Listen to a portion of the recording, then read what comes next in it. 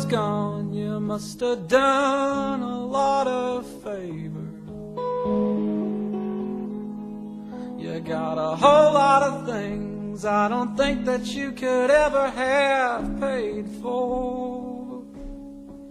While you've been busy crying about my past mistakes, I've been busy trying to make a change. And now I made a change.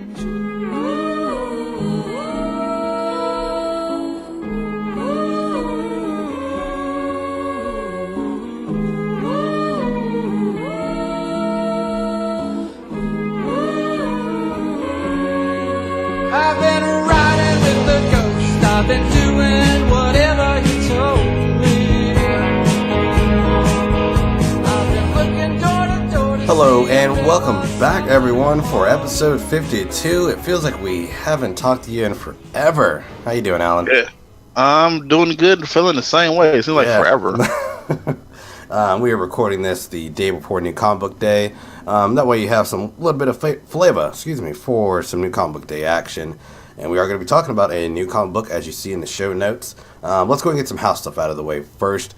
You can find all of our episodes at columbuscomicscorner.podbean.com and on iTunes as well. We can subscribe, rate, and review us. Always, we greatly appreciate it. If you want to follow us on Twitter, you can do so at Comics Corner Pod. And we also have a website, which is columbuscomicscorner.tumblr.com, where you can find our written reviews, plus the podcast episodes as well there. Go ahead and head on over there. But what else is there? If you want to email us for any reason, email us at columbuscomicscorner@gmail.com.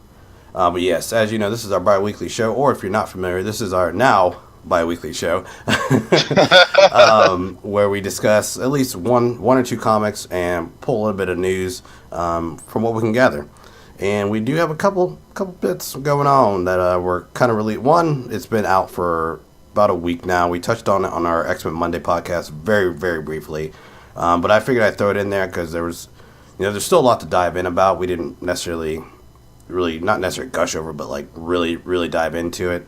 So I figured we could do that. And that is, I'm sure you by now you've heard, Bendis soon enough is going to be heading over to DC to fill out his contract with them full time.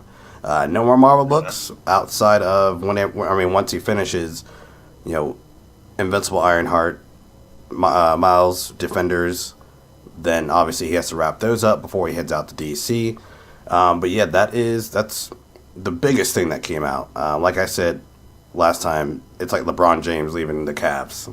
We haven't seen a big artist leave this way, like one that's been around that company and has done so much over there by creating so many characters for Marvel. And it's crazy to think about, and we can go ahead and get into it because in a way, I think it's going to help Bendis, and it's going to free up some artists and writers to jump on some of these books that he will be departing from, and I think it's going to be good for him. But what are some of your overall thoughts on it? Definitely agree. It's definitely going to, we, like you said before I get into this, we did discuss this on our X-Men Monday. We're both in agreement that as far as Bendis goes, it's going to give him a chance to kind of spread his wings a little bit, give him a different sandbox to play in, maybe, stretch those creative juices a little bit. But at the same time, giving new artists, new writers, new talent chances to tell different stories. Of course, anybody who's listened to this podcast long enough knows that we are huge fans of Ironheart, Riri Williams. And when this news came out, we were both a little worried about what was going to happen to her because we were already kind of worried about what the future holds for her after Legacy is over. I just hope that this gives a chance for some talented guys to step in and tell some good stories with some good characters. He's actually laid the foundation with some good characters, two of which obviously being Riri and Miles Morales. Yeah, it's just gonna be weird. It's just gonna be weird for a little while. I know some people. We gotta see how Marvel adjusts to it and see if they actually use this to take advantage of this and really change the landscape over there. Because he's writing almost 6 books, or was writing. Some of them ended recently before Legacy, i.e., like he was writing Iron Doom. Yep. But I guess I just hope that he doesn't, because I was getting burnt out on Bendis. Outside of the Riri thing, even then after it took me a while to finally come around to it. But I think he's like just in this like rut. It was, I should say, in this rut at Marvel where he can just get away with anything. Maybe, hopefully, by going to DC, there will be some editor crackdowns. People are actually saying, "Hey, please stay in continuity, please." Continuity. Follow things. Even you don't even have to. It doesn't have to be like the strictest continuity, but he would. I mean, at times just disregard everything. So I just hope that doesn't happen, and that's why I'm hopeful.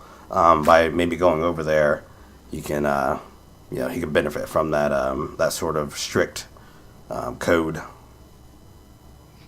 Agreed. As a fan, obviously, of these books and these different stories, one thing that you find that is frustrating to not only the casual fans, but the hardcore fans, and even those who are considering getting into comics, is often continuity.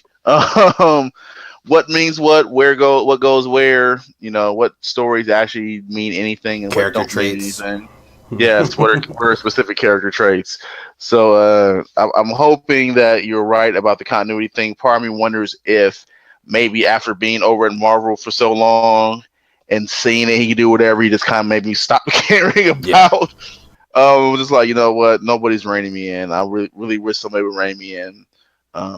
Hopefully he's not as overworked over at DC as he was at Marvel. Like you said, 6 books. I don't think he will. I don't think even DC right now doesn't have they don't play that game where they have one writer writing everything.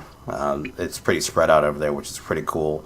So yeah, now we just speculate on what he's gonna do next. At DC. What's crazy? It's crazy is that with exception of even if you want to go back to the days of Stan Lee. They almost never really had, one writer writing 6 or 7 different books. Mm-hmm. I mean, for those who don't know, Stan Lee is the man. He is the architect of a lot of things. But Stan often wrote like the first 12 issues of a series and then passed it off to other writers. So, hopefully, we get into a scenario where he's not overworked and he's not writing a ton. Like you said, they're not doing it over there at DC. Mm-hmm. As of right now, it seems to be a Marvel thing. They find a writer who's doing, telling good stories, and they're like, well, let's let them keep telling stories. Yeah, and unfortunately, it kind of burnt out for Bendis over there because, the last good thing, honestly, I think was his best for me personally was his New Avengers stuff. Okay. That was some of the great. I hope he does get a team book, and maybe he'll bring some of that life back to it. That would be great. But yeah, what team book could he possibly get over at DC? Obviously, probably Justice League. But I wouldn't even mind seeing something else. I don't know. I didn't want to go there and say Justice League, but where were you I left it. No, I was going there. I just wanted you to be the one that actually said it. Yeah, we'll see. We will see. Again, at this point, technically now, Christopher Priest is actually going to be writing Justice League for however long. So, yeah, who knows? We still got at least until, I imagine, April or May of next year to really, really find out. Get some scoops on what's going on around then, I think. Should be good. What else really kind of touching on that, though? We touched briefly on it as well during the X-Cast. Riri, we're somewhat worried what could happen to her. We've grown and loved her now. I'm just afraid that hopefully she's not pushed to the side, and Marvel actually really, really does something with her to keep that character around and that sort of diversity that Marvel needs. Yeah, this is a character that, she's still new, and he's made it a point to give us allow us to grow with her. We've grown with her and watched her grow. So that was our biggest worry. As soon as this news came out, my first thought was Riri. Yep. Same here. I didn't care about anything else. I was like, where's Riri going? She's already finding Tony Stark right now. What happens when she finds Tony Stark? We all know it's coming. Yeah. What's going to happen after that? So, Oh boy. so we will definitely see on that. But yeah, cool. That was that. We figured we'd touch on a little bit more, and just in case you don't listen to the X-Men Monday podcast, which you should be if you like X-Men comics or just random banter sometimes. Head on over there and check that out. But yeah, If you're not listening to X-Men Monday, how dare you? Danger will come after you. She will. Danger will get you. But yeah, next, actually, this just dropped today, was the Gotham by Gaslight, trailer and release date. Oh yeah. As I pull up the release date, what were your thoughts on it? I remember this being announced, like maybe a couple months ago, that they were going to do Gotham by Gaslight. Yep, we touched on it briefly a while back. Yeah, as some people may know, then I made the comment that I've actually never read Gotham by Gaslight. I know of it, and I know some people were probably going to think that that's blasphemy, that we have this show and we haven't read every single comic book that's ever been out. But we, surprise, we have not. I believe you also said you have never read Gotham by Gaslight. I have not. That will definitely have to change, because I did see Mike Mignola did it. Big fan of his, so I will at some point. I believe it's only like a one shot comic, or at least a one-off type of story, so it's not like super long. Mm-hmm. So yeah, I mean, I could definitely crank that out in a night. What did you think of the animation, though? You know what's funny? When I heard them announce it, that was the animation I pictured. I have found it interesting that with these Warner Brother animated features for DC properties, whenever they adapt something that is like a well-known established story, they normally try to keep the animation as close as possible to what the artwork was in the book. Yeah, I've seen the cover and I've seen a little bit, and I can just picture Mignola's art. I definitely don't get that sort of Mignola art from it, but I do get like the original animated series vibe, which is kind of cool. I was going to say, before someone cut me off rudely, no, it's fine. That's actually exactly what I was going to say. That I'm so glad you did that. You know what? I just want to diverge for 1 minute and just say that this shows that we've been working together for a very long time. If I can start something that's going to be a tangent, you automatically like get to the end point. Because the end point was the fact that the end point was the fact that normally they would, but in this case they're not really. The most they're doing that they're taking from Gotham by Gaslight are kind of the color scheme. Yeah. But other than that, yeah, I too got the animated series vibe too. I was looking for Tim King. Wasn't Tom? What was his name? It was Tim King, wasn't it? Tom King. Tom King. Is that Tom King that did the animated series? No, I should know this. No, who did the animated series? He was one of the producers. He produces like so much of the stuff for DC animation. I can't remember producers. Those are the big wigs. I can't remember. Normally, I can't either, but his name normally pops up everywhere. I'm pretty sure it was Tim. But anyway, I felt his hands all over and was looking for his name because, like you said, the animation looks so much like the Batman animated series. Mm-hmm. And I mean, and it's gonna be rated R as well, which is kind of cool. I mean, when you're dealing with Jack the Ripper, are you surprised? Probably get some. Could be some bloody scenes, I'd imagine. Are you surprised that it could be rated R or rated R? Are you surprised? No, they actually. I mean, recently, I guess for the most part, they've actually done their rated R over the past year now with like Killing Joke. Well, at least I can't remember when exactly Killing Joke came out. Last year, at least, but I want to say that was probably their first rated R animation. I need to see what the Dark Knight was. I was going to say, if not Dark Knight.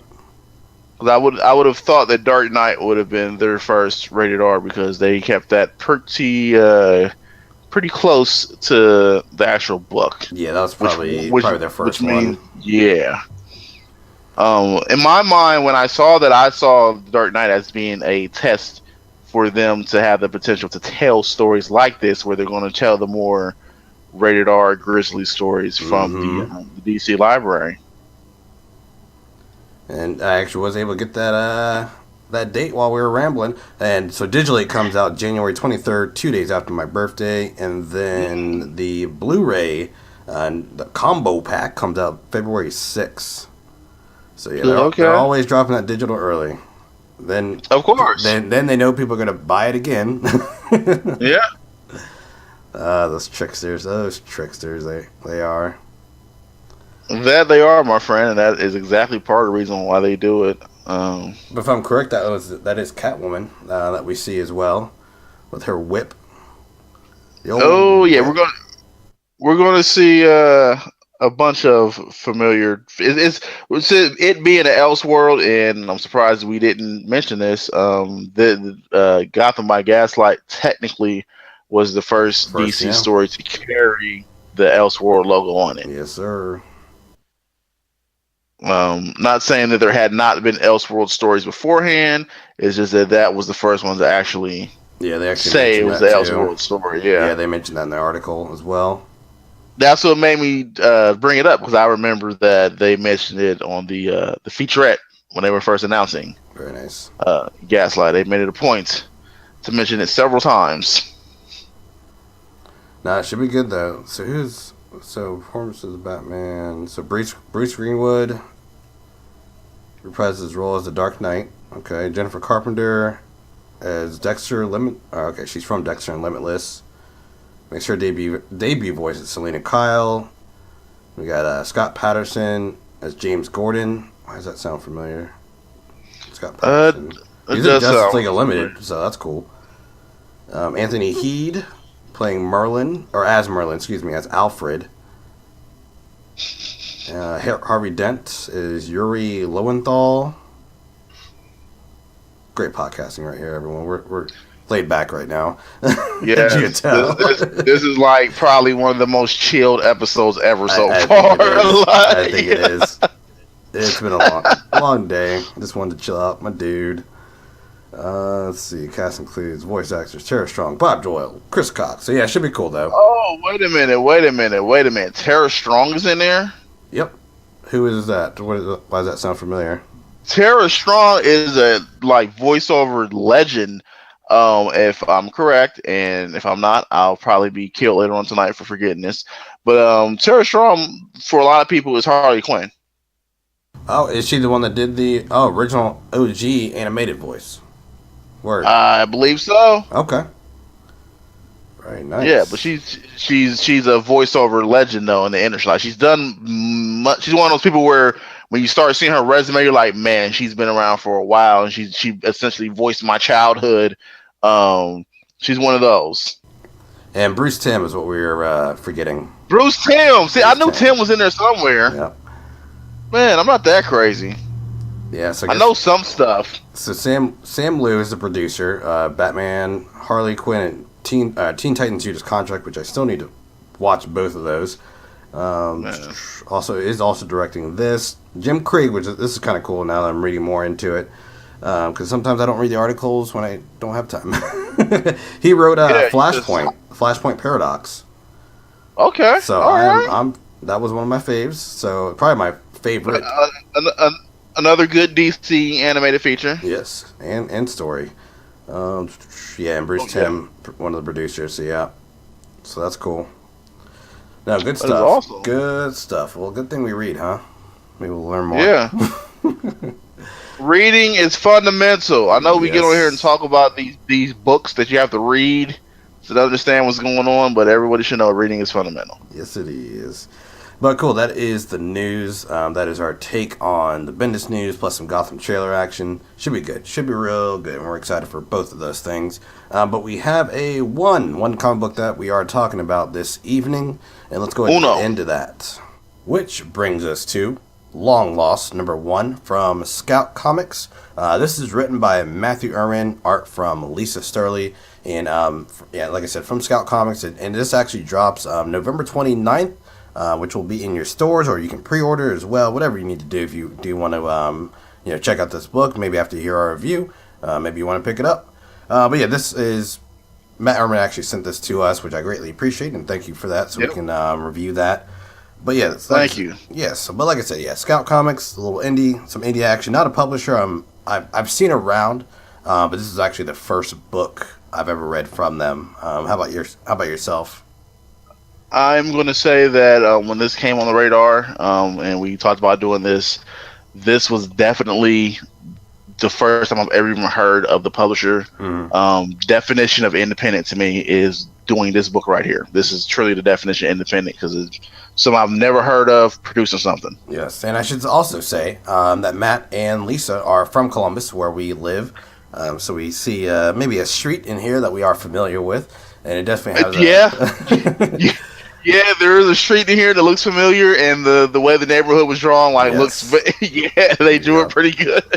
But let's go ahead and get into it, though, because essentially we're following this character Piper for the most part throughout her kind of starting out the night, and there's some right at the bat. There's some weird paranormal stuff going on within the first panel, but then we focus on Piper as we follow her, and essentially we just kind of get a look at her life. She hasn't seen her mother in 15 years, I believe she said, and she's excited to go, or in a way, I believe she was excited to go see her, because haven't seen her in 15 years, so we kind of get a sense she's socially awkward and doesn't really get out much, and kind of just stays to herself. But yeah, she get the sense. Kind of get it. True. What? True. But yeah, she has a dog. She lives by herself in this apartment. And as well, you see right off the bat, there's some weird, ominous stuff going on.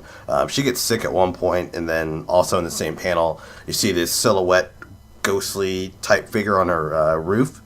So something's following her. Who knows exactly? But yeah, then a lot of weird stuff goes on as well. Which was a dream.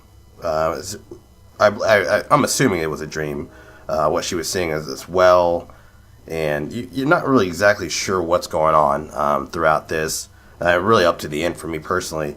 But yeah, then there's some cool imagery within this dream sequence. Probably some of my favorite art of the comic. But yeah, she wakes up then, and shout out to Lisa and Matt, whoever's idea it was, to put the Songs of Haya poster in there. Big fan of them. Magnolia Electric Company all the way. But yeah, she wakes up, and yeah, again we're seeing more of her life. She's walking her puppy and trying to train him, and she gets a message from her friend or sister. I'm not exactly sure. And she's dismissing the call, and essentially we see the text message, and it's like, hey, I haven't seen you in forever. You don't keep in contact. If you're not going to answer, I'm just going to come to you.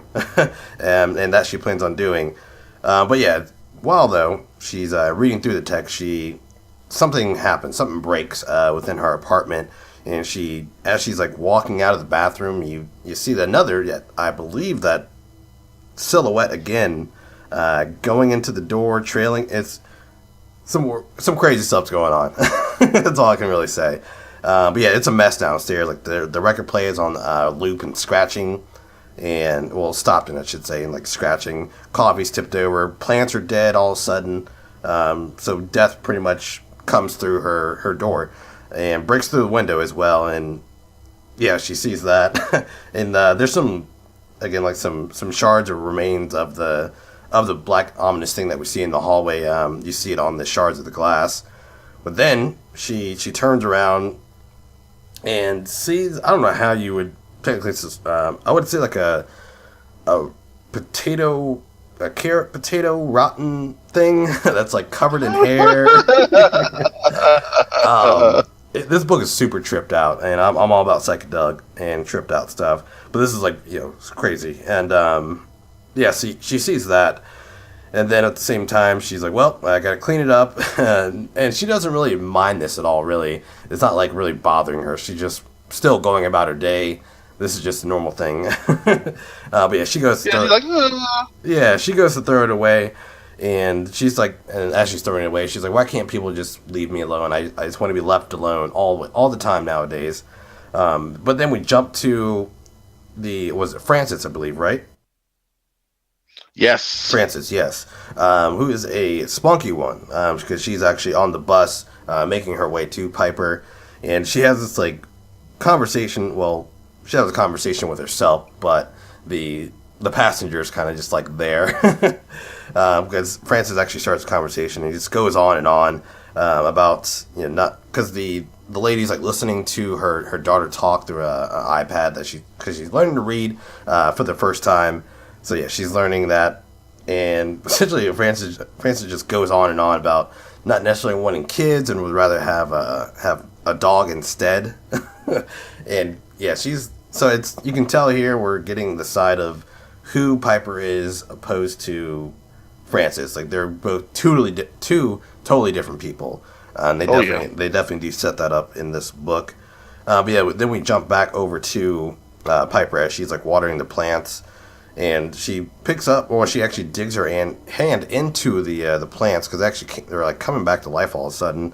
So again, crazy stuff's happening. And then she pulls out like a root almost, and then something happens. She drops the pot, and it crashes. And as soon as it breaks, it's almost like she's having this funky mushroom flashback of some sort of possible mushroom orgy experience. It's wild. But yeah, it goes on, and then she looks at it. She comes out of it, and she like kind of looks at her phone. And she sees that she has 3 missed calls, and she then at that point calls out to her dog, and keeps calling out his name, and at one point yelling. And she sees that the door's open, and unfortunately, her poor dog is gone. Just walked out of the door. I'm assuming that the ghostly figure maybe has something to do with that. Who knows exactly? But she actually runs up because she has like woods behind her house. She goes out there to see if she can find him. She finds a ball, but that's about it. And that seems to that triggers something. Obviously, I can tell. Like kind of going back through it now, so it definitely triggers something because we see that weird. I'm assuming is a flashback of her and Francis walking through the woods, but you don't necessarily see their faces. You can maybe get a gist of it by the hair colors because Piper is brunette or black hair, and Francis is a blonde hair. But then she gets back to her home, and there's Francis knocking on the door, and at the same time when Francis opens the door, or Piper opens the door, excuse me, Francis greets her, and we see the issue ends when we see this, again, the ominous figure that we've been seeing throughout the issue, I'm assuming is standing right behind her, and that's where the issue ends. Dum dum dum. So I hope I was able to recap that in the best way possible, because again, I was super tripped out about while I was reading this book. Did you catch the same feelings? Yeah, I was definitely tripped out reading the book. I told you when I first read through the book, when we got to Frances and when she showed up, I was kind of like, wait a minute, and kind of went back to the beginning, like, oh, okay, I did see her earlier in the book. Like you said, it appears to be when they were both children running through the woods. Yeah. I kind of think that may be significant to a lot of what we're seeing. Well, obviously, for purposes of the book, we're not going to really get that until later on in the story. Mm-hmm. I thought that the conversation with the dog Pockets, yes, I remember the dog's name, Pockets, was hilarious. Yeah, all that stuff was really cool. It was really hilarious. Cute. And you really do get I get the whole Midwest vibe from this as well, and I thought he was able to capture the relationship between Piper and the dog very well. I thought it felt natural. Well, that, and also we have plenty of places in the city that resemble her apartment that she lives at. Mm-hmm. Oh yeah. With it's like a nice little apartment, and you go to the back, and there's like woods and a creek and stuff back there, and it's kind of creepy. So when she went out at the end to look for Pockets, and she kind of sees she's drawn to the woods where she finds the ball.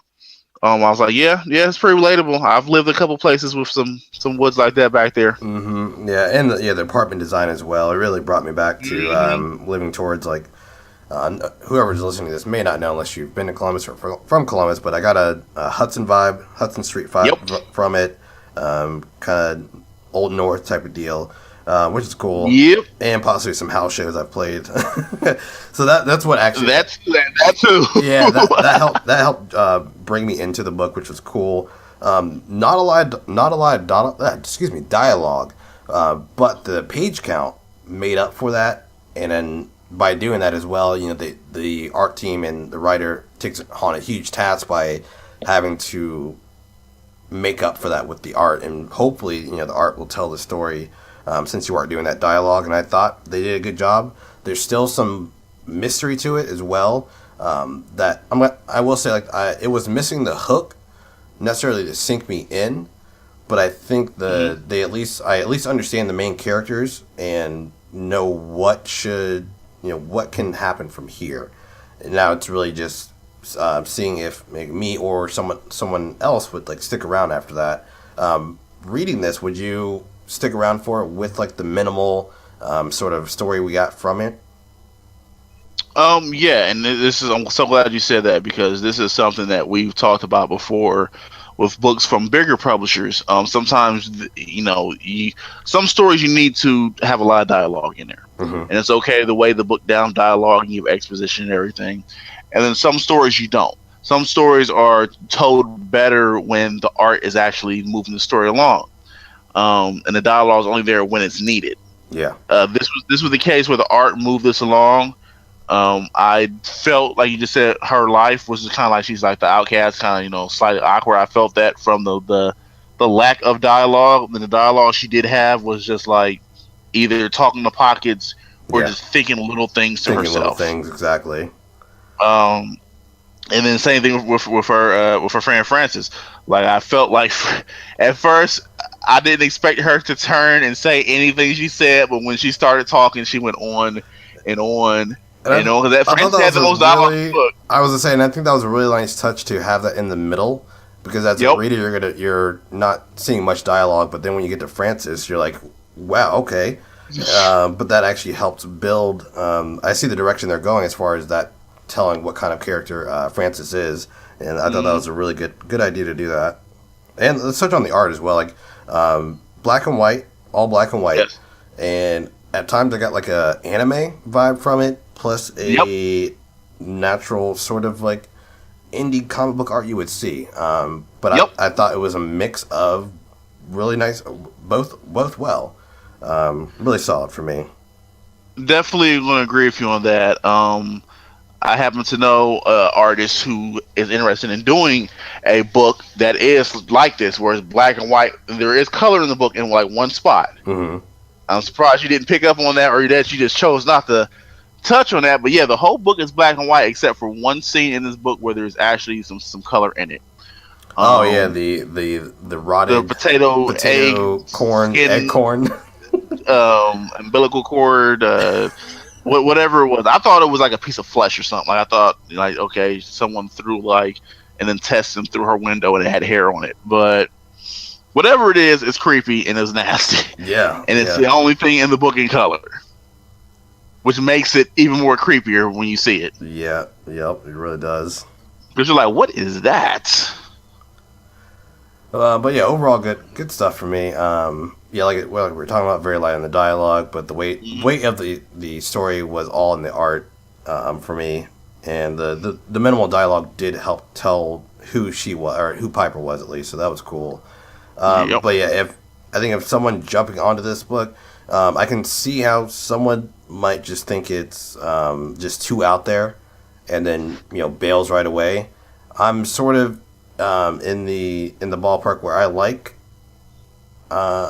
weird tripped out things. I would at least.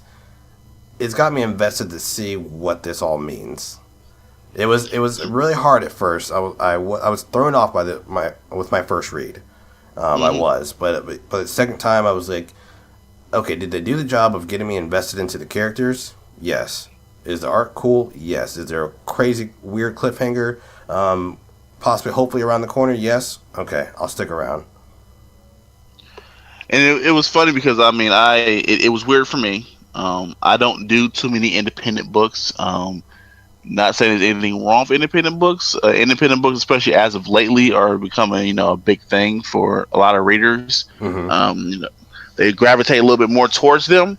However, when there have been several independent books on this show, this one included, that we have covered. And as I'm reading them, I'm getting into the book. I got into this book the first time. I did have to go back just because when Frances showed up, I was just curious, cause she just came out of nowhere. Yeah. And I was curious because I thought I saw her before, kind of. So I did go back and check, like I said earlier. But Yeah, I like this. I would definitely check in because I want to see what's going on with Piper. I'm hoping that there's nothing wrong with Pockets. Me So too. yeah, Me too. I was a yeah, little bummed I at that. really I was like, I I felt for don't want that. if I did too. That's someone who has lost a dog before. I felt for that, and I had to reassure myself like, okay, she just found the ball. That doesn't mean Hmm. Pockets is dead or anything's wrong with Pockets. Yeah, we He haven't could be even he could touched be okay. on. Yeah, we haven't touched on the mom yet because we're not sure. That She's too. Piper's saying that she hasn't seen her mom in 15 Yeah. years. Is that we're not? We're is that to assume that she's still alive? Is she part of the flashback? Is she possibly in the well? What? There's the more I talk about the more I think there is something at least to come back to figure out. There's that drop. There's like, okay, I need to figure out what that means. And What if the opening the story with the flashback probably helps mhm. that. So good formula. The what more, if, yeah, more that think about it, what good what formula. what if the creepy thing stalking her is her mom? That We're might be seeing too the. weird. I'm just saying we see the well in the beginning. You're talking about like an anime feel, and I just started thinking like we see a well in the beginning. They're skipping through the woods. The flashbacks. Some of the flashbacks look like it could have been a well or a sewer. We see like the body parts and stuff. Like what if the mom's been dead? And that's what she means. Like she hasn't gone to see the body or see where she's at in 15 years. Like Yeah, or I there's a don't. bunch, or there's a bunch of bodies in the well. Because That too. There's a bunch of bodies. I was like, well, maybe they stumbled upon like it. I don't know. Who knows? who And stuff knows? like that is the reason why I want to continue reading. It's like I want to see what Exactly. happens in the next issue And the because I'm just so mushrooms curious. are Yeah. growing somewhere. Uh, Oh yeah. We see possible like arms. intestines. Yeah, we see arms and intestines and like arm choking a torso, and like, it was some weird stuff in the book. Luckily, it was sparingly weird, but it leads me to think that in one of these issues, there's going to be a good page or two where it's going to be just like utter madness. Yeah, and how long has Piper been? This. She seems somewhat depressed and distant. Like, how long is she? What Yeah. is that? Is this what caused her to be so distant? Mhm. So yeah, a lot of questions and more questions. I hope are answered pretty well, and I think it should be good. I Oh, think it should be good. yeah, for me, so far, so good. I will agree that she seems depressed, and it seems like losing Pockets may be the actual thing that's going to like send her all the way over the edge now. Hmm. Um, but yeah, very good for this is my first time reading a local book. So I thought this was really good, and I am going to be looking out for this. I think I will too. I love the fact that when she's having that dream and she wakes up and we see the songs of Haya again. Jason Molina, R.I.P. Love it, love it. But yeah, let's go ahead and as we do, we usually give a score when we talk about our book. What's going to be your score for Long Lost number 1? Like I said, I think this was a strong start. I think that the choice to make they have the art in black and white, and I definitely got the feel that you said of kind of indie meets anime, which I think is a great mix. The fact the story is pretty intriguing. This is a strong start. I try not to give beginning of an arc or a start as a high rating, but I'm going to go 8.5 on this one. Okay. It sucked me in enough to make me interested in what is the actual outcome of the rest of the series. So if it takes 6 issues to tell this story as of right this moment, I am invested to find out in 6 issues what's going on. For sure. That's what's up. Cool. Yeah, after talking about it, I'm going to give it a little bit higher of a score. And I think I'm going to go. Okay. I'm going to go 7.9.